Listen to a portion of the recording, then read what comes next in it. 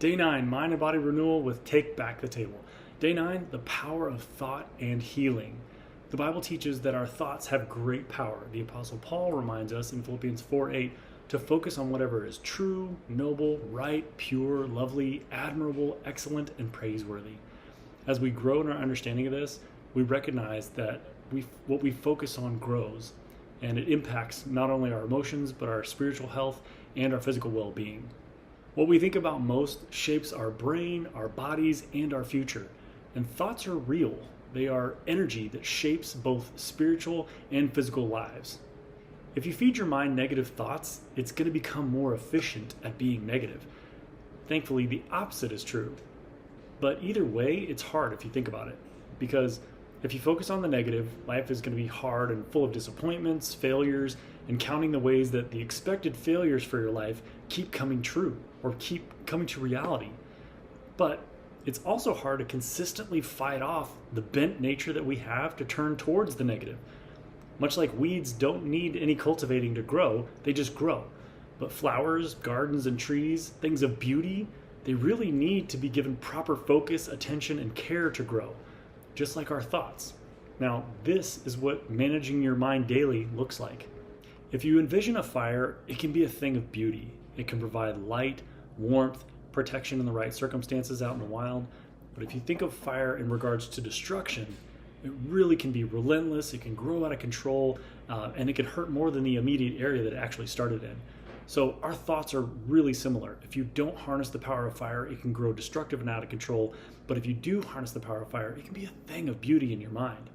I can recall many instances where my thoughts were burning out of control and I was having so much digestion issues because of that, so many flare-ups, so many symptoms. And honestly, my family got burned by it too. My wife got worn out after a year of taking care of me and the kids and working full time. And honestly, our family would have been left to ashes had I not cried out for help and looked for alternatives and found a path back to wellness. So I pray that this is helping you find a path back to wellness too, and you're not getting burned. Nobody around you is getting burned. Positive thoughts rooted in faith encourage healing, peace, and resilience. The Bible warns us to take every thought captive and make it obedient to Christ. That's 2 Corinthians 10:5. Or you can just control your thoughts better if you're not a believer. But we are called to be intentional about our thoughts, with cultivating them because they influence our lives. And the Bible teaches that when we focus on the things above, on God's goodness, His mercy, grace, faithfulness, well, then we invite peace into our hearts, which ultimately supports physical health. As you work on your mental health through this renewal process, remember that your physical and emotional states are interconnected. Stress, anxiety, negative thought patterns can worsen symptoms of digestive diseases like IBS, UC, Crohn's, acid reflux. Nurturing those positive faith-based thoughts can lead to healing. As we renew our minds, we open ourselves up to recovery, not just mental, but physical as well. Our centering exercise for today is on compassion. My favorite characteristic of God, or of anybody for that matter, is hands down compassion. So today we practice compassion both for yourself and for others. The Bible calls us to be compassionate as the Lord is compassionate with us, Colossians 3:12. Compassion activates the parasympathetic nervous system, which promotes relaxation, decreases inflammation, and improves immune function, key factors in helping your digestive disease. So what I want you to do now is sit comfortably and close your eyes.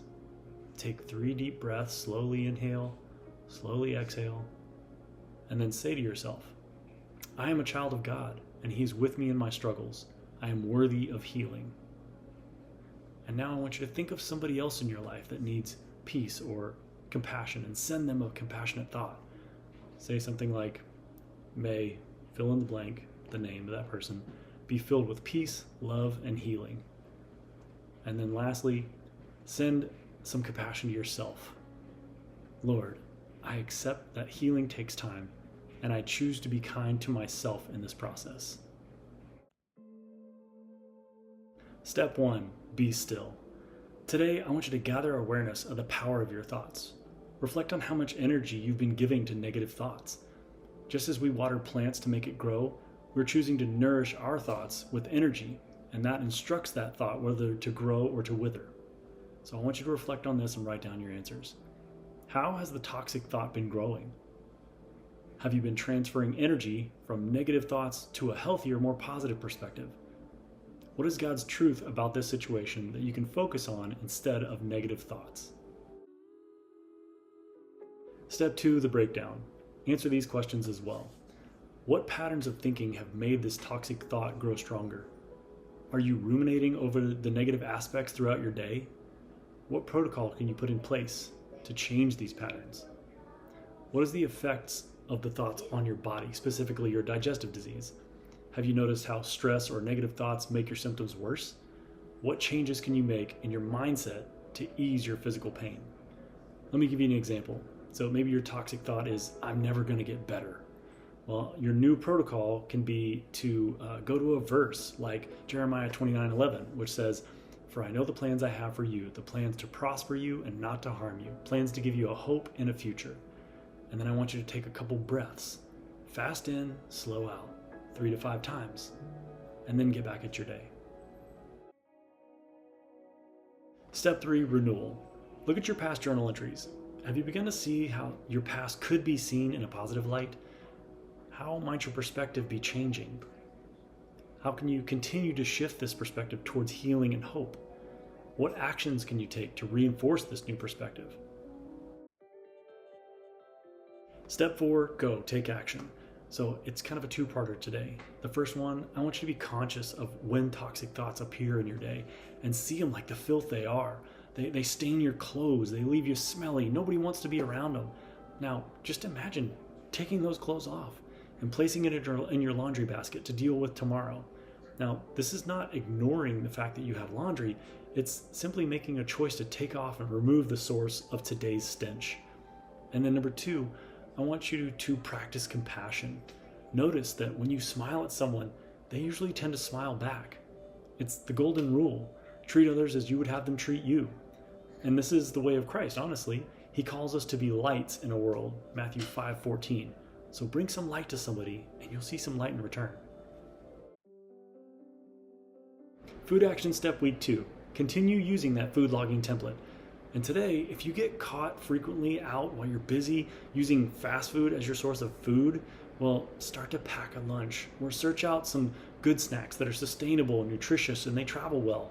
Some examples would be whole fruits or dehydrated fruits, vegetables, nuts, seeds, plant-based minimal ingredient protein shakes. And as a bonus, if you haven't started researching healthier choices, companies, or alternatives, start now. If you have Instagram, Facebook, YouTube, you can look up channels like Bobby Parrish. He gives alternatives while shopping at stores like Costco.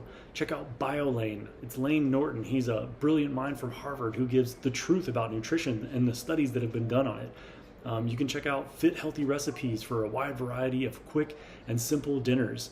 Just enter keywords like IBS, quick, simple, anti-inflammatory, recipes. They'll all come up with great alternative choices or simple recipes that you can use throughout your week. Your fitness action step for today is to set a SMART goal specific to you. Let me give you an example and you can use it and tweak it however you want. But my example would be that I'm a 45-year-old male. I want to gain 10 pounds of muscle over 10 months by doing resistance training 3 days a week and cardio 2 days a week, and I want to cook most of my meals at home or take them with me 80% of the time.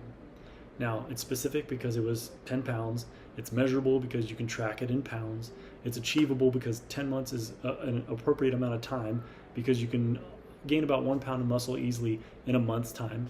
It's realistic because you're taking into account that there's no mention of disabilities or restrictions or constraints.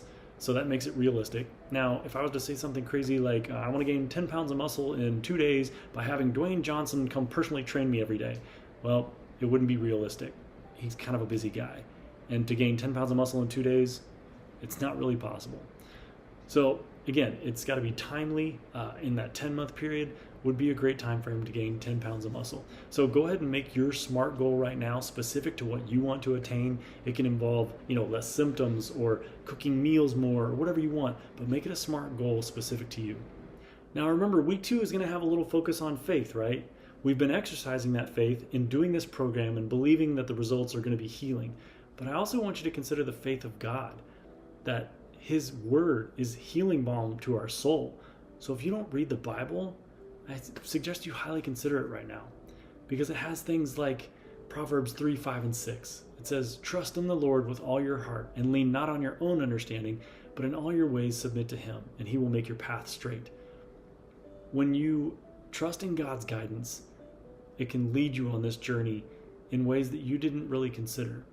And miracles sometimes happen. Reminders for today. Remember to remove the stench of those toxic thoughts. Affect others with a smile, and give focus to thoughts that benefit you. Remember to use that food logging template.